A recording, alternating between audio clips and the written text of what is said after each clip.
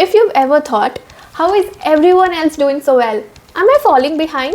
Even though you're earning well, you're being responsible, and you're trying to do everything right, then this video is for you. The problem is, once you have this thought, it's very hard to ignore. But more often than not, it doesn't depend on how much money you have, but it depends on these three invisible things. And the last one is the one which keeps most of us stuck. First one is, you're seeing spending, not wealth. Okay, this is where it gets misleading. Let's start with the biggest illusion. When you look at somebody else's life, what do you see? You see where they travel, what they eat, the car they drive, what are they buying? All visible things. But you see, the financial life has a lot of invisible things in it. And those are usually very important. Like savings, investments, debt, their long-term financial planning. Real wealth is mostly invisible. Spending is visible. And that's where this imbalance starts. Because we are comparing someone's visible financial spending to our whole financial reality. Now let's take an example. There are two people, both same age, both same city and earning the same amount. Let's say both are earning 10 lakhs a year. Now person A upgrades their phone, goes on these nice international trips and drives a nice car. Person B on the other hand upgrades his phone very rarely, doesn't travel a lot and uses the same old car.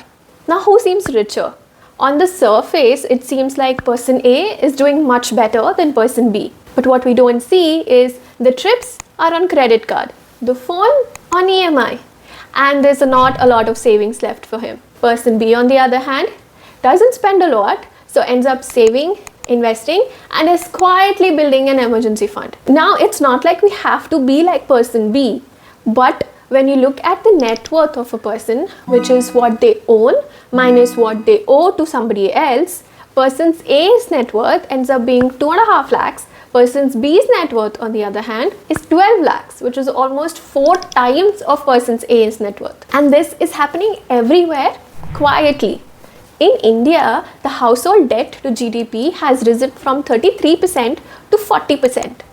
That means a lot of what we see as wealth is borrowed money. But this isn't the only reason it feels that way. You're not seeing the trade-offs in someone else's life. Now, even if someone is richer, there is still something that we're not seeing, which is the trade-offs.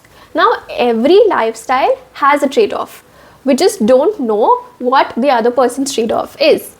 For example, if a person has a good amount of saving or investment, we don't see the trade-off of him saying no to a lot of daily spending. Every visible lifestyle has an invisible foundation, which are the priorities, the sacrifices, the risks, the timelines. From the outside, we only see the finished picture. We don't see everything that goes behind the scenes. We don't know how much uncertainty they faced, how many purchases they've said no to, or how much extra help they had. Without context, everyone else's life seems way more effortless than it is. Now the last part, this is the one which actually keeps us stuck. If we don't know where we're going, everyone else seems ahead. Now if we don't know our direction, what we want to build financially, how much is our enough, what are our priorities and what we want our life to look like, everyone else will seem ahead. Because we don't have an internal reference point, we look outside and everyone else's life seems like a milestone. And instead of seeing forward, we look sideways at everybody else. We notice their salary, their purchases, their promotions, their trips. But we don't see how far we've come, what we've achieved, or the way that we're going forward. Two people earning the same amount can have very different lifestyles. One can prioritize travel, one prioritizes stability, one prioritizes flexibility, and another prioritizes experiences. There is no universal timeline for when life should look a certain way. But when we don't have a direction or a priority, then everyone else's life seems like the standard and we feel behind. Now let's go back to the main question. Are you actually behind? Most probably not. You see their spending, not their wealth. You see the final outcome, not their trade-off. And when you don't know your direction or priority, everyone else seems ahead. Most people are not as far ahead as you think, and you are not as behind as you feel.